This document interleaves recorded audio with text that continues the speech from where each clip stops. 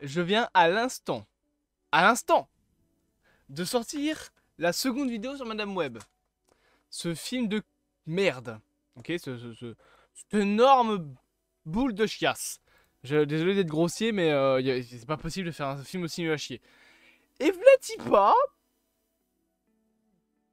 que Marvel te dit, bon tiens, bah écoutez, c'est le 14 février, c'est la Saint-Valentin, et quoi de mieux pour la Saint-Valentin que de dévoiler les 4 Fantastiques? Parce que c'est bien évidemment l'équipe la plus romantique de tous les temps. En vrai, je comprends le truc, Saint-Valentin, voilà, c'est une grande fête pour les couples surtout. Peuvent être célibataires depuis 18 ans, let's go. Mais plus sérieusement, c'est une fête en soi, donc c'est quelque chose d'assez festif, d'assez populaire également. Donc je comprends le concept de sortir ça à la Saint-Valentin, mais c'est vrai que beaucoup de personnes pensaient que bah, ça sortirait plus tard en fait. Alors, je suis en train de regarder des trucs parce que là, pour vous dire, je vais regarder, je vais être honnête avec vous. Pour vous dire, là, je traîne sur Twitter comme un connard. Voilà, à la recherche de la moindre petite information. Notamment le fait que. Voilà, le film 4 Fantastiques est. Pardon. Les films Thunderbolt et 4 Fantastiques et changement de sortie. Thunderbolt commencera son tournage dans les prochaines semaines. Et The Fantastic Four, le nouveau titre de Matt Shakman, lui commencera son tournage aussi très bientôt et sortira le 23 juillet 2025. Est-ce que c'est bon pour vous? Je remets mes cheveux correctement. The Fantastic Four. J'adore le logo, j'adore l'ambiance un petit peu rétro. Ça fait partie des théories qu'on avait bien évidemment, avec un nouveau logo extrêmement proche des premiers logos des comics. Donc concrètement voilà un design que je trouve incroyable.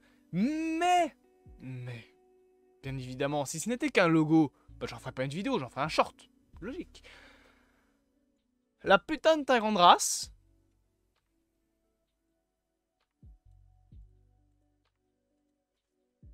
De l'autre sens. Là, de ce côté-là.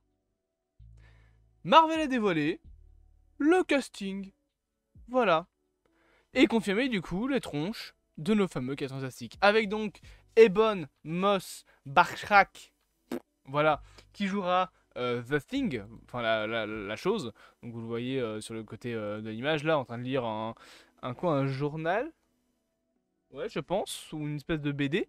On a également, bien évidemment, Joseph Quinn, qu'on connaît notamment pour son rôle dans la série Stranger Things, vu qu'il a joué Eddie, qui jouera la Torche Humaine. Ça, incroyable. Vanessa Kirby, j'avais oublié le nom de l'actrice, jouera de son côté la femme invisible, donc Suzanne Storm. Et on aura El Magnifico Pedro Pascal qui jouera Reed Richards. C'est, je trouve, un casting de fou de Dieu en fait. Alors, il y a beaucoup de gens qui râlent concernant Pedro Pascal. En soi, c'est un acteur qui est plus ou moins dans la même tranche d'âge que le personnage. Le personnage a plus ou moins 40 ans. Pedro Pascal, il a 43 ans, je crois. Je ne sais plus quel âge il a. Mais voilà, il est dans la tranche d'âge qu'il faut. Beaucoup de gens ont dit oui, mais dans 20 ans, comment il va faire quand il aura 60 ans? Bah, il va jouer le rôle. Ou alors il ne le jouera plus parce que l'univers aura été reboot avec Secret Wars. On sait même pas si cette équipe restera après Secret Wars. Je suppose, je l'espère quand même. Ce serait con. Mais il faudra voir un petit peu ce qu'il en est. Peut-être qu'on va avoir uniquement un film avec lui et qu'ils se sont dit bon bah on va prendre un acteur qui est plus vieux parce qu'il ne compte pas rester très longtemps dans le rôle. On verra, mais en attendant, c'est l'équipe qu'on a des 4 fantastiques. Je sais pas ce que vous en pensez. Moi, écoutez, je trouve ça incroyable. Alors on pourrait analyser, on va analyser même un petit peu l'image. Bien évidemment, du coup, on a ce côté années 60 qui est présent, tout comme le côté Saint-Valentin. Je vous remets l'affiche pour vous montrer un petit peu tout ce qu'il y a. Ça me gratte à la jambe. J'ai la jambe qui me gratte. Donc on a voilà le petit Happy Valentine's Day qui est présent avec donc une photo. Alors c'est quoi? Je sais pas si c'est Buzz Aldrin ou si c'est un autre. En tout cas, on a une photo d'un mec dans l'espace. Je ne sais pas vous, mais moi ça me fait penser aux origines des 4 fantastiques. Avec la zone négative, etc. Le fait d'aller dans l'espace. On sait que ce sera un film de science-fiction. Je me dis, en soi, c'est pas déconnant s'il y a une photo de ce mec, de se dire qu'ils peuvent peut-être aller dans l'espace. Ensuite, On peut aussi voir, bah, du coup, comme je l'ai dit, hein, que ça se passe dans les années 60, ça se voit très clairement. On peut penser, enfin, on peut aussi se réfléchir un petit peu à qui est le petit robot qu'on voit donc ici.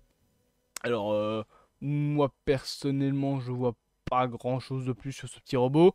Juste voilà, il a un style un peu années 50. Vous savez à quoi ça me fait penser en fait? Ça me fait penser à Fallout. Alors, le Fallout d'avant-guerre, en tout cas l'univers, à quoi ressemble l'univers Fallout d'avant-guerre.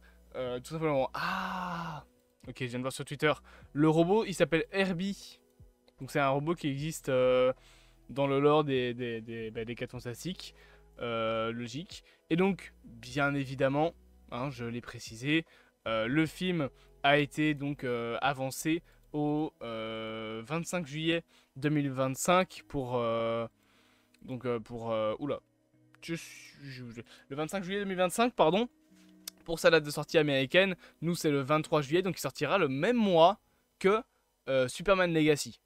Faut vous rendre compte qu'en 2025, on aura la suite de The Batman, le premier film du DCU, le film 4 Fantastiques, un nouveau film Jurassic Park, le film FNAF. 2025, ça va être une dinguerie. Et GTA 6 aussi. 2025, ça va être une dinguerie, je pense. Je sais pas ce que vous pensez du casting. Moi, Ebon Moss, Bashrak, en vrai, je pense qu'on le verra pas beaucoup en tant qu'humain. Voilà, il sera plus en tant que chose. Donc c'est vraiment le design de la chose qui va compter. Concernant Pedro Pascal, moi j'ai toujours dit que je trouvais que c'était un bon cast. Joseph Quinn, c'est excellent, je trouve. En plus, c'est un acteur un petit peu jeune, qui a ce côté un petit peu rebelle. En vrai, s'il reprend l'ambiance qu'il avait dans Stranger Things, ça peut être très cool. Et Vanessa Kirby, pareil. Voilà, c'est perfect casting pour le coup. C'est vraiment une équipe que je trouve très très très très très bien choisie. Avec en plus, bien évidemment, le petit logo qui voilà, fait référence en fait, au premier logo des 4 Fantastiques. Je trouve ça très stylé en fait. Voilà, tout simplement, je trouve ça très stylé. Et je suis très content de ce casting. Bien évidemment, n'hésitez pas, vous en commentaire, à me dire ce que vous pensez de tout ça. On se retrouve du coup, bien évidemment, aujourd'hui encore une fois pour normalement le trailer de Godzilla vs Kong. Ma réaction sortira pas au moment où sortira le trailer, à moins que le trailer sorte assez tard. Parce que tout simplement, je peux pas sortir 4 vidéos d'affilée non plus.